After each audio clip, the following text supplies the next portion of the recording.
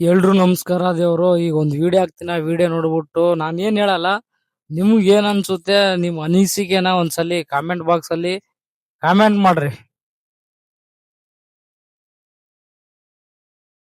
Video ನೋಡಿದ್ರಲ್ಲ, ಜಲ Jeevan mission ಯೋಜನೆ ಹತ್ತತ್ರ 2021 ಜಾರಿಗೆ ತಂದ್ರು.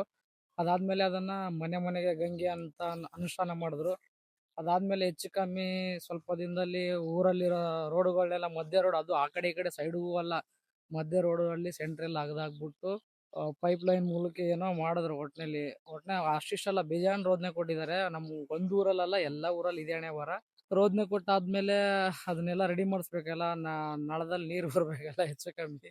ಅದು ಹತ್ತತ್ರಿಗೆ 2023 ಹೆಚ್ಚು ಕಮ್ಮಿ ಅವಾಗ್ಲೇ ರೆಡಿ ಮಾಡಿದದು. ಅದ್ರಲ್ಲಿ ನಮ್ಮೂರಲ್ಲಿ ಒಂದೇನ ಗೊತ್ತಿಲ್ಲ, ಒಟ್ನಲ್ಲಿ ನಮ್ಮೂರಲ್ಲಿ ಅನ್ಕೊಂತೀನಿ ನಾನು. ತುಂಬಾ ಊರಲ್ಲಿ ಒಂದ್ ತೊಟ್ಟು ಒಂದ್ ಹನಿ ನೀರು ಬಂದಿಲ್ಲ.